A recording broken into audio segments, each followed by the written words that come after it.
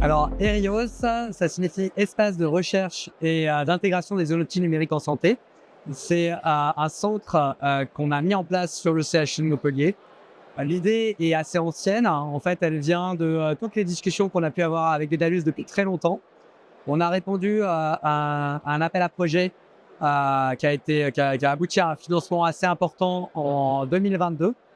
C'était l'appel à projet santé numérique. Et en fait, ça a permis de financer ce centre dont la première brique travaille sur le co-design de nouveaux composants du dossier patient informatisé. L'idée, c'est vraiment d'essayer d'arriver à impliquer les utilisateurs avec des méthodes spécifiques pour toutes les étapes pour essayer de partir d'un problème local jusqu'à un outil qui va être universel.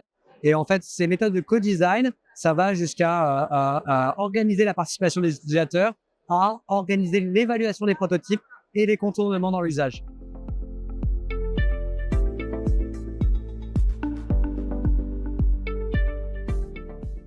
Ce consortium donc, qui regroupe le CHU, l'université et Dedalus a maintenant 1 an sur le plan opérationnel et on a l'avantage d'avoir déjà beaucoup de résultats qu'on peut montrer. Et on peut montrer comment on a appliqué les utilisateurs parce qu'en fait tous les ateliers sont filmés. On a une traçabilité de tout ce qu'on a fait et mis en œuvre et argumenté, tous les ateliers de décision, d'arbitrage. On a ces éléments-là. Donc ça, c'est pour le côté méthodologique. On a commencé à communiquer sur le plan scientifique, y compris en congrès. Et enfin, sur le plan des résultats, on a déjà 4 prototypes qui sont fonctionnels. Un sur la supervision d'un processus extrêmement complexe qui est l'isolement thérapeutique en psychiatrie, qui demande vraiment l'enchaînement de beaucoup d'acteurs. Et donc là, en fait, tous les acteurs vont pouvoir se coordonner avec un même tableau de bord qui permet le suivi et la compréhension d'une situation plus complexe. On a un deuxième cas d'usage qui est la supervision, un outil pour la supervision de l'antibiothérapie d'un patient. L'antibiothérapie hospitalière, ça peut être extrêmement complexe avec des dizaines de prescriptions. Et là, en fait, on va utiliser des techniques pour concevoir une visualisation de l'information qui favorise l'analyse de corrélation. Et donc, ça va permettre de comprendre quel traitement a été donné par rapport à la toxicité, l'efficacité, la documentation microbiologique et de faciliter les associations dans les cerveaux des médecins qui vont prendre en charge des patients, c'est-à-dire à quel moment ils vont pouvoir repérer plus facilement. Et après, les autres cas qui sont actuellement ce temps de prototype concernent l'intelligence artificielle.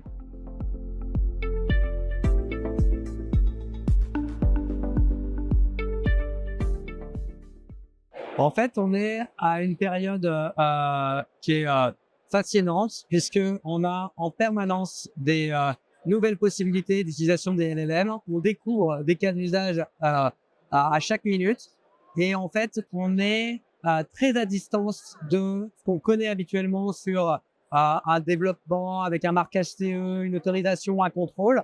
Là, en fait, on ne sait pas jusqu'où on va pouvoir utiliser les LLM de façon intelligente.